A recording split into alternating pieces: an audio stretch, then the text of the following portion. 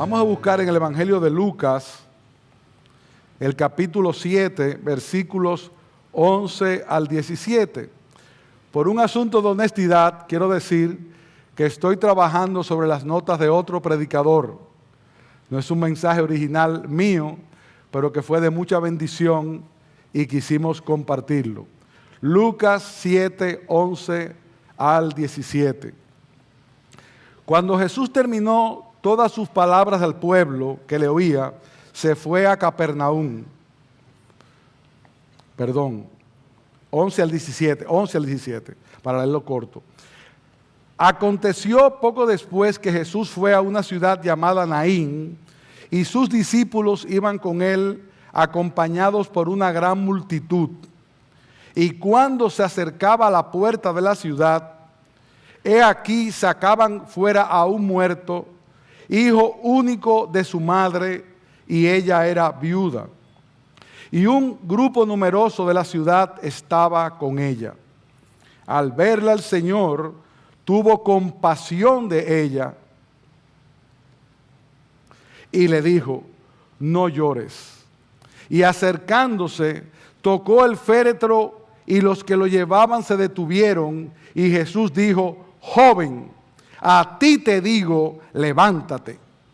El que estaba muerto se incorporó y comenzó a hablar, y Jesús se lo entregó a su madre.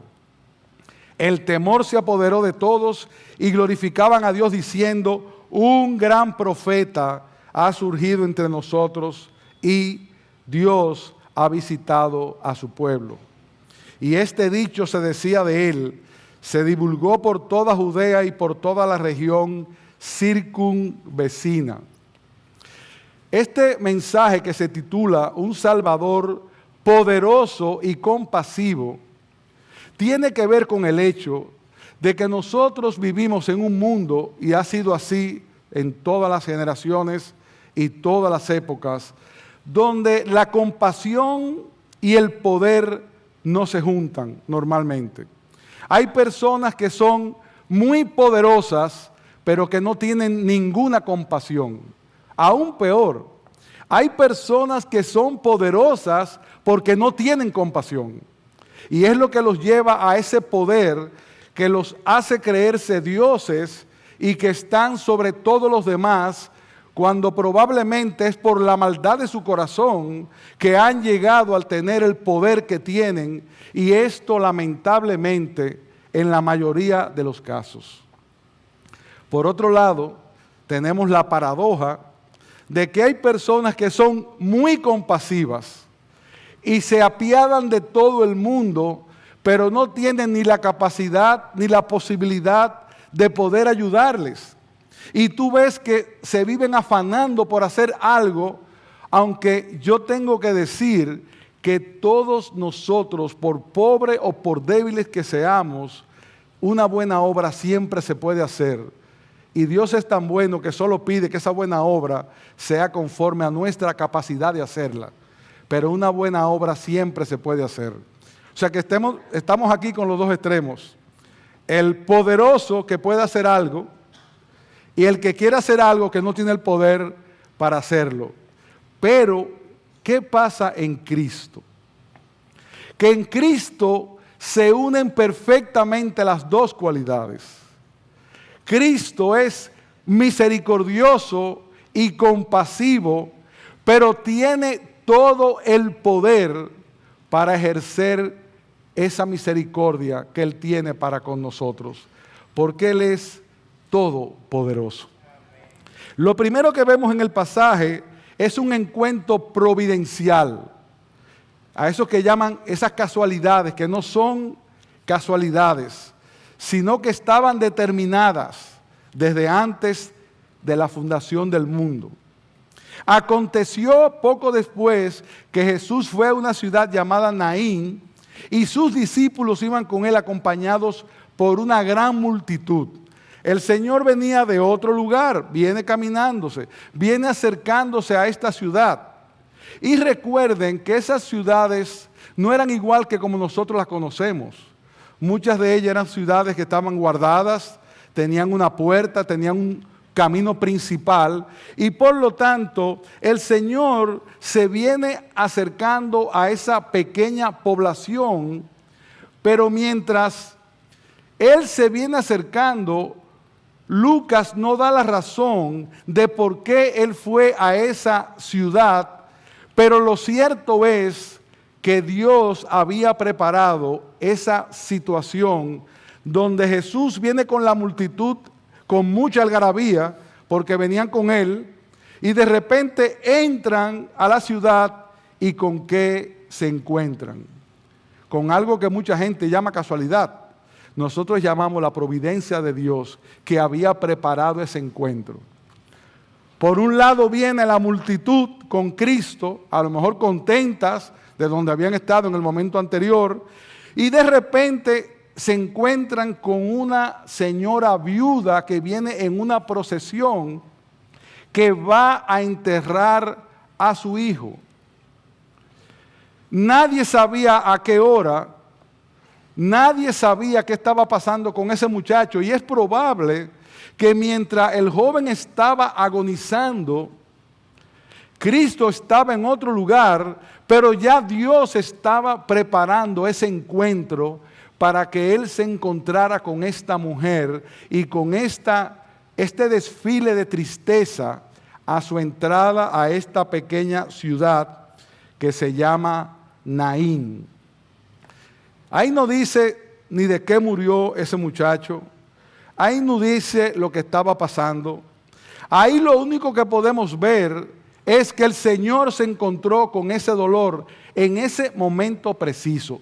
Probablemente, si el Señor llega a Naín media hora antes o media hora después, no se produce probablemente el encuentro porque ellos iban a enterrarlo. A lo mejor cuando el Señor llega ya las puertas están vacías y la gente salió y Él puede llegar, pero no. Él tenía que encontrarse con esa mujer porque estaba determinado por Dios. Dice la Escritura que Dios ejerce su poder a favor de sus hijos. Y muchas veces olvidamos esto y reaccionamos como Jacob cuando piensa que las cosas que nos pasan son contra nosotros. ¿Qué hicimos? ¿Qué pasó? ¿Por qué esto? Entonces, lo primero que vemos es ese encuentro que Dios dirigió para que se produjera. Ahora, el segundo punto que vemos en el versículo 12 es el dolor desgarrador de una madre que viene a enterrar a su hijo. Era probablemente el atardecer, porque los judíos acostumbraban a enterrar a esa hora. Esperaban la tarde, durante el día endechaban, lloraban, y en esos poblados se acostumbraba, y eso pasa en los pueblos de nuestro país, ya quizás menos, pero yo lo recuerdo de muchacho, que cuando alguien moría conocido, todo el mundo iba, y llevaban la procesión lentamente por la calle de la ciudad, y la gente estaba ahí participando de esa situación, porque había mucho más compasión que ahora. Ya vamos a un lugar de muerte, y lamentablemente lo que vemos es chistes y relajos, como si fuera un cumpleaños, y es un lugar de dolor. Pero el Señor no lo vio como un chiste ni como un cumpleaños, lo vio como un lugar de dolor, algo que estaba pasando. A eso se agrega que ese tipo de entierro era en una especie de ataúd abierto, donde las personas veían posiblemente al joven que estaba ahí. Y era una forma casi sagrada el hecho de que el pueblo se uniera a ese dolor y endechara y llorara. Era como si dijeran algo como: llorad con ellos todos vosotros los que estáis amargados en el corazón. Era algo estruendoso, porque no solamente venía llorando la viuda, es que muchos en el pueblo venían llorando junto con ella. Pero el Señor llegó en ese momento. Ahora, Lucas en el versículo 12 hace otro detalle que es importante. Y dice que era hijo único de su madre, la cual era viuda. Más adelante dice que él era joven. ¿Qué significa eso? 2 dolores adicionales para esta viuda. Parece que ella enviudó muy joven, porque su hijo era joven cuando murió y ya era viuda. Por lo tanto, esta mujer probablemente tenía muy fresco la muerte de su marido y ahora se añade un dolor adicional y es que su hijo muere.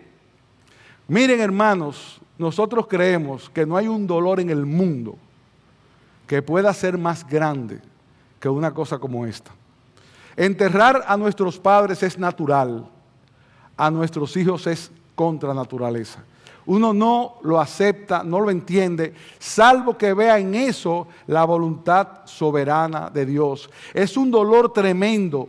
Y esta mujer no solamente había perdido a su marido, ella había perdido a su hijo único, joven. A lo mejor la esperanza de ella estaba cifrada en él, porque las viudas en Israel, aunque la Biblia mandaba a ocuparse de ellas, Santiago tiene que advertir que se ocupen de las viudas. Y vemos en el libro de los Hechos la situación que se presenta, porque una viuda en Israel no tenía sustento como ahora, que una gente puede trabajar, hacer aquello. No, probablemente esta mujer estaba quedando desamparada, lo que aumentaba el dolor de ella. Por otro lado, era hijo único, su único hijo, joven. Y la Biblia resalta lo mismo cuando habla de la hija de Jairo en Lucas 8:42. Y lo mismo del muchacho endemoniado que el Señor liberó en Lucas 9:38. Eran hijos únicos y eso tiene un significado importante porque eso probablemente añadía un dolor tremendo a esta mujer. Esta mujer se acababa de quedar sola. Nosotros no sabemos si fue una enfermedad larga o corta. Sabemos que se había quedado sola y que venía con esta procesión a enterrar a su hijo. Ahora, ¿qué probablemente estaba pasando por la mente de esta mujer? Porque nos pasa a todos cuando algo de esta naturaleza o más pequeño nos sucede. A lo mejor ella venía pensando, algo hice mal contra Dios para merecer ese castigo. A lo mejor no lo atendí como debiera haberlo atendido. A lo mejor no le di el tiempo que debía haberle dado. Porque muchas cosas comienzan a jugar en nuestros corazones y nosotros tenemos que aprender a hablar a nuestra alma cuando esos pensamientos mortificantes quieren venir, porque normalmente no vienen de parte de Dios. Tenemos que hablar a nuestra alma para consolarnos y tenemos que consolarnos los unos a los otros porque las cosas pasan porque tienen que pasar, no necesariamente por la culpa ni de una madre ni ninguna otra situación. Pero nadie sabe lo que esta mujer estaba pensando, que tal vez debió buscar otro tipo de médico, que tal vez debió llevarlo a otro lugar. Eran tantos los pensamientos que pudieron estar en la mente de esta mujer que añadían dolor, que ella venía tan ensimismada en la situación que ella no se da cuenta de que Cristo estaba entrando por la puerta. Ella no se da cuenta de que el Salvador estaba cerca de ella. Por otro lado, dice Alfred Edersheim, en la puerta de la ciudad de Naín se encontraron la vida y la muerte. Y el eslabón que las unía era la profunda aflicción de la madre viuda, pero el que podía dar vida estaba ahí y ella no se había percatado de eso. Pero, dice nuestro segundo punto, que Cristo es un Salvador que se involucra. Hermanos, que nos sea de consuelo. Ella no lo mandó a buscar. Es más, ella no dijo, párenlo ahí a ver si él puede hacer algo, porque probablemente ella sabía de Cristo o no sabía. Eso no lo dice la Escritura. Ella no lo fue a buscar. Ella no dijo, dígale que vengan para que lloren con nosotros. Dile a ese sanador que yo creo que sanó a otras personas que venga a sanar a mi hijo. No, ella no se dio cuenta que Cristo estaba ahí, como nos pasa a nosotros constantemente. No nos damos cuenta ni creemos que Cristo está ahí cuando tenemos aflicción. Nosotros no le estamos viendo a Él, pero Él, que es un Salvador que se involucra, nos está viendo a nosotros. Y Él llegó ahí en el momento preciso. En el versículo 13 hay algo interesante y dice, al verla, el Señor tuvo compasión de ella y en una forma imperativa le dice, no llores. ¿Cómo que no llores? ¡Qué fuerte! Esta mujer está desesperada. Viene Cristo que nadie le pidió que viniera, se acerca, toca el ataúd y le dice, no llores. Por otro lado, si nosotros hubiéramos estado ahí, nuestros ojos no se hubieran posado en la viuda probablemente, sino en la curiosidad de ver quién era el muchacho que estaba en ese lugar. Pero Cristo no miró al muchacho. Cristo se acercó a esta mujer y con la autoridad que tiene le dijo, no llores. Y ustedes saben por qué le dijo que no llore. Porque Él sabía lo que iba a pasar inmediatamente. Porque Él sabía de su poder. Ella no tenía que pedírselo. Nosotros, hermanos, tenemos que entender de una vez por todas que nosotros debemos orar a Dios como oramos ahorita por esta hermana. Pero Dios tiene control de ella. Dios está ahí mirando lo que está pasando con ella, como miró lo que estaba pasando con la viuda, y por eso sus ojos compasivos se enfocaron en esta mujer. Nosotros, hermanos, estamos viviendo en una generación que le falta compasión. Uno ve que mataron 20 como si no hubiera pasado nada. Uno ve que murió un muchacho joven como si no hubiera pasado nada. No, hermanos. Nosotros, si queremos parecernos a Cristo, tenemos que ser compasivos, porque Él es compasivo. Pero que no solamente es compasivo en un caso como este, de salud o de enfermedad, es que, como decía Sugel esta mañana, Él, por su compasión para con nosotros, que éramos sus enemigos, entregó su vida. Entregó su vida porque Él es compasivo, porque Él no quiere la muerte del que muere. Y nosotros en ese contexto estamos llamados a parecernos a Cristo. Filipenses 4, 6 al 7 nos manda que debemos venir a Dios en oración, que debemos suplicar, pero eso no va a mover a Dios en un sentido. Dios ya sabe lo que va a hacer. Él nos manda a orar por testimonio a nosotros. Era bueno que oraran, pero ya el Señor había preparado lo que iba a pasar con esta viuda. Ella no tenía que convencer a Dios de hacer un milagro.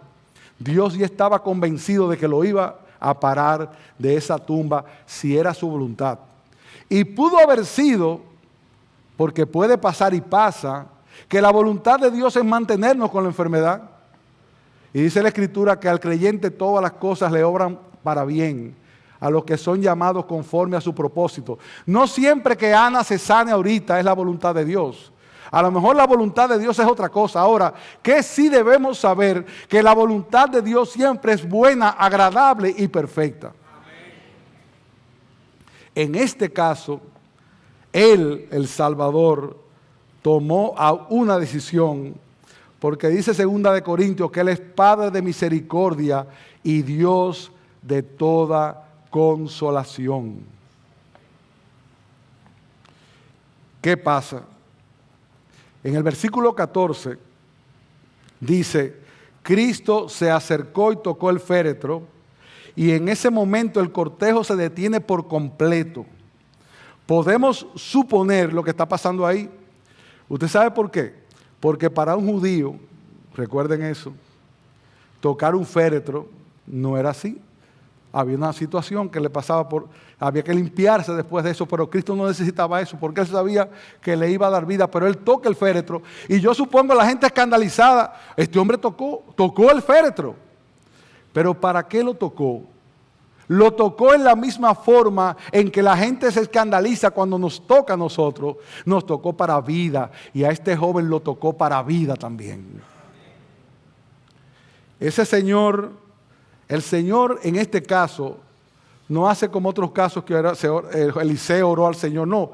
Él simplemente en el versículo 15 dio una orden, que fue la misma orden que le dio a Lázaro en cierta forma.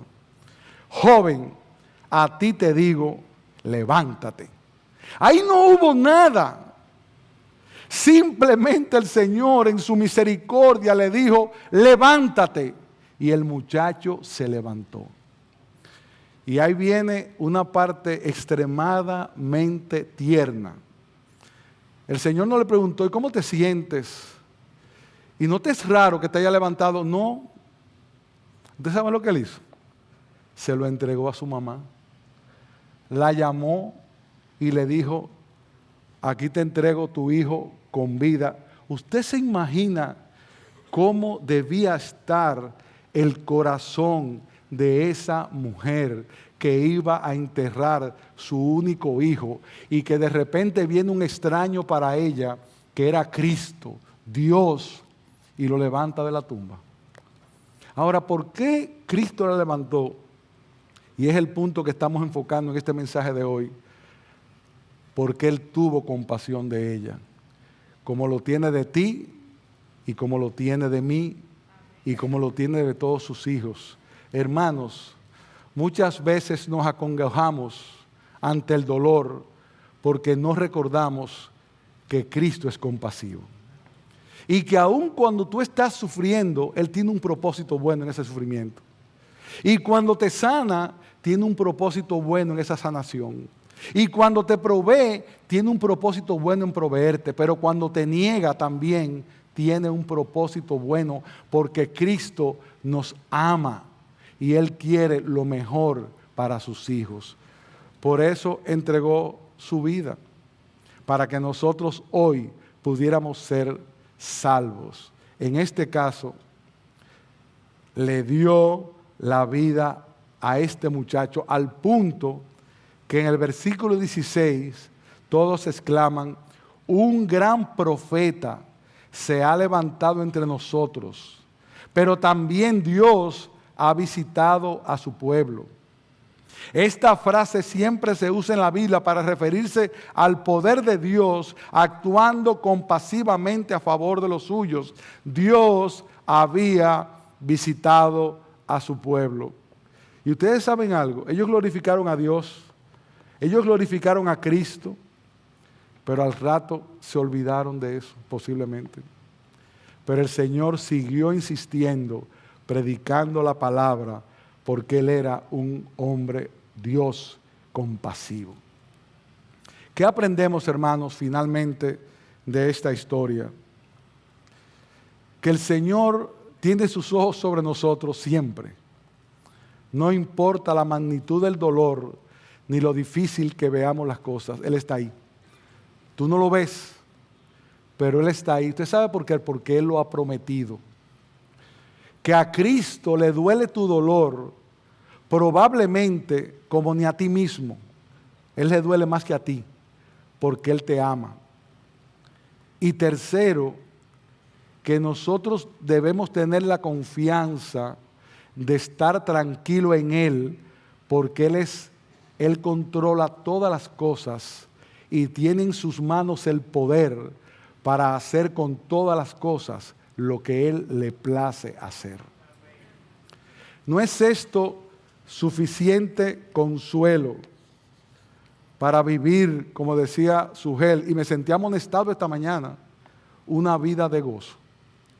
Usted sabe lo que es decir que tú eres el hijo del ser más poderoso del universo. Pero no solamente que eres hijo, es que te ama con un poder increíble.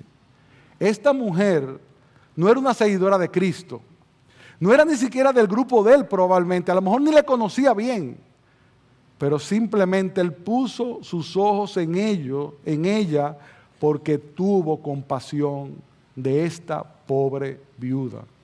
Como probablemente esta mañana y en este momento y cada domingo tiene compasión de muchos que están aquí que no le conocen y que aún así les manda a predicar la palabra de salvación y nosotros despreciamos, pero Él va a seguir predicándola. ¿Usted sabe por qué?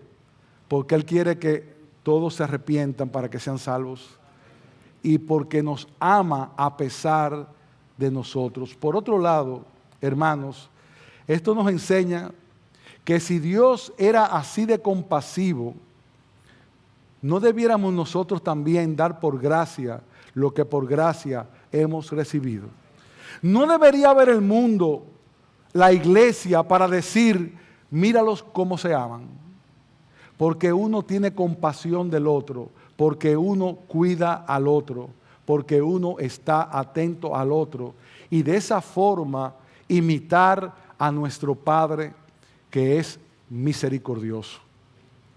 Finalmente, ¿qué tiene que ver esta historia de la viuda de Naín con la Santa Cena? Todo. ¿Por qué todo? Porque nosotros podemos celebrar la cena del Señor esta noche porque Él tuvo compasión de nosotros.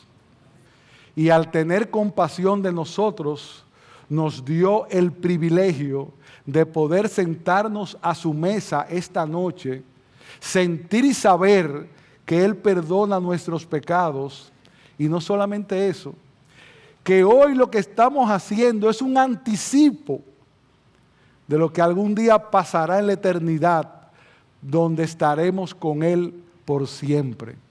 Y ya la cena no la van a servir los diáconos, mis hermanos.